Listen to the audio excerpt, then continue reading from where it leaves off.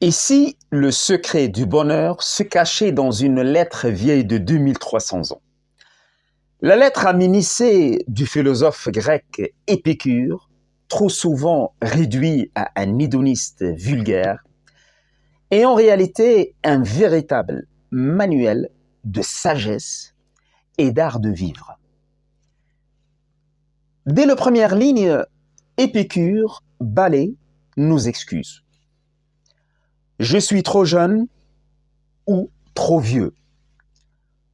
Peu importe l'âge, il n'est jamais trop tôt ni trop tard pour philosopher.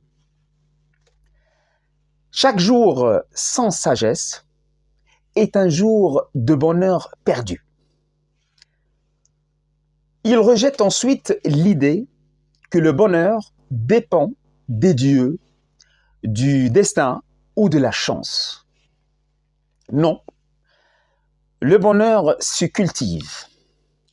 Il repose sur des choix lucides, des désirs maîtrisés et une âme en paix.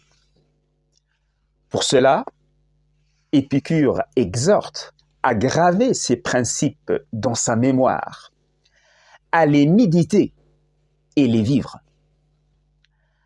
Car il n'existe selon lui rien de plus précieux que cette forme de sagesse. Le but de l'existence, ce n'est ni la richesse, ni la quête effrénée de plaisir. Le véritable objectif est la sérénité, incarnée par l'ataraxie, la tranquillité de l'âme, et l'aponie, l'absence de souffrance corporelle. Mais pour y parvenir, il faut comprendre la nature des désirs. Épicure en distingue 3 types.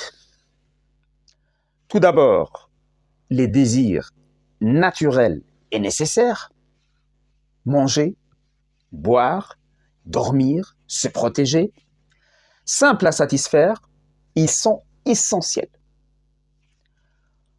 Ensuite, les désirs naturels mais non nécessaires.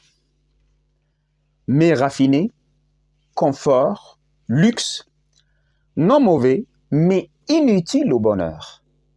Ils peuvent nous asservir. Enfin, les désirs ni naturels ni nécessaires, richesse, pouvoir, gloire, ils dépendent des autres et condamnent à une insatisfaction sans fin. Le sage, donc, choisit avec discernement. Il ne prône pas l'austérité, mais la mesure. Il se réjouit de ce qu'il a, au lieu de souffrir de ce qui lui manque. Sur la mort, Épicure est limpide. Il ne faut pas la craindre. Tant que nous vivons, elle n'est pas là. Et lorsqu'elle vient, nous ne sommes plus. Ce n'est pas la mort qui trouble, mais l'idée qu'on s'en fait. Il en va de même pour les dieux. Ils ne doivent pas nous inquiéter.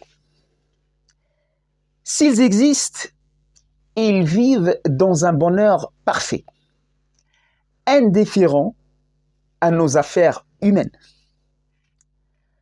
Ainsi, Épicure nous invite à vivre le présent, à ne pas remettre la joie à demain. Il célèbre aussi l'amitié, qu'il tient pour l'un des plus grands trésors. Enfin, il corrige une idée reçue.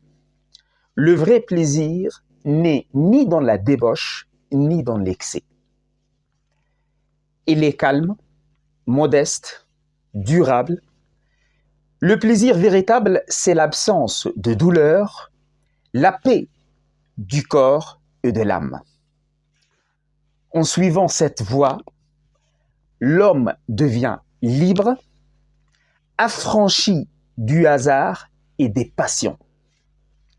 Il vit, comme le souhaite Épicure à son disciple, tel un Dieu parmi les hommes. Merci pour votre attention.